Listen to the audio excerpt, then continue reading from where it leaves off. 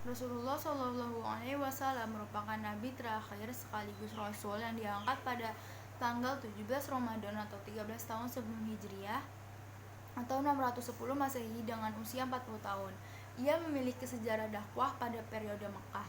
Nabi Muhammad diangkat menjadi rasul oleh Allah Subhanahu wa taala ditandai dengan turunnya malaikat Jibril untuk menyampaikan wahyu yang pertama, yaitu surat Al-Alaq ayat 1 sampai 5 yang dikenal dalam sejarah Islam sebagai Nuzulul Quran.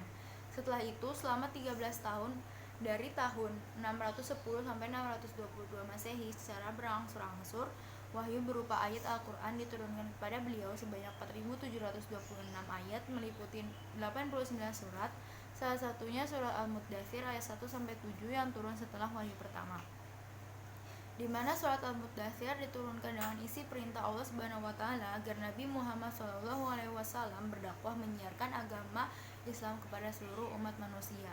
Sedangkan isi ajaran-ajaran yang disampaikan oleh Rasulullah SAW di awal kenabiannya adalah tentang keesaan Allah Subhanahu wa taala, hari kiamat sebagai hari pembalasan, kesucian jiwa dan persaudaraan dan persatuan. Tujuan dakwah Rasulullah SAW pada periode Mekah adalah agar masyarakat Arab mampu meninggalkan kejahiliannya dalam bidang agama, moral dan hukum, sehingga menjadi umat yang mempercayai kebenaran utusan Allah Subhanahu wa taala dan ajaran agama Islam yang disampaikannya, sekaligus agar dapat mengamalkannya dalam kehidupan sehari-hari. Agar dapat tercapainya tujuan-tujuan tersebut, maka dalam berdakwah Rasulullah Shallallahu Alaihi Wasallam mempunyai strategi dakwah yang beliau lakukan, yaitu dakwah secara sembunyi-sembunyi dan dakwah secara terang-terangan.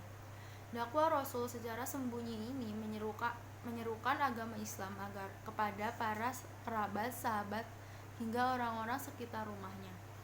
Orang-orang yang telah masuk Islam pada saat itu disebut as-sabiqunal awwalun atau pemeluk Islam generasi pertama, yang terdiri dari Khadijah bin Khuwailid, Ali bin Abi Thalib, Zaid bin Harithah, Abu Bakar Asy-Syiddiq dan Ummu Aiman.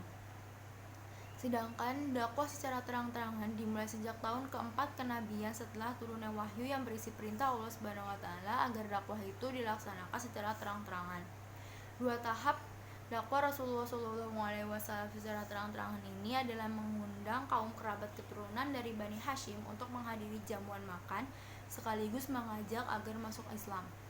Sedangkan tahap selanjutnya Rasulullah SAW mengumpulkan para penduduk Mekah untuk berkumpul di Bukit Safa. Selain itu Rasulullah SAW menyampaikan dakwahnya kepada para penduduk di luar kota Mekah. Di antara orang-orang yang masuk Islam di luar Mekah antara lain Abu Dzar Al-Ghifari dan Tufail bin Amr Ad-Dausi. Sedangkan dari kalangan orang kafir yang masuk Islam ialah Hamzah bin Abdul Muthalib dan Umar bin Khattab. Dalam menjalankan dakwahnya, Rasulullah tidak hanya menemukan orang-orang yang mempercayai sekaligus masuk Islam, melainkan ada beberapa orang yang menolak dan menentang dengan hadirnya ajaran agama ini. Salah satunya kaum Quraisy. Adapun sebab-sebab kaum Quraisy menentang dakwah Rasulullah SAW diantaranya karena mereka keberatan dengan ajaran persamaan hak dan kedudukan antara semua orang.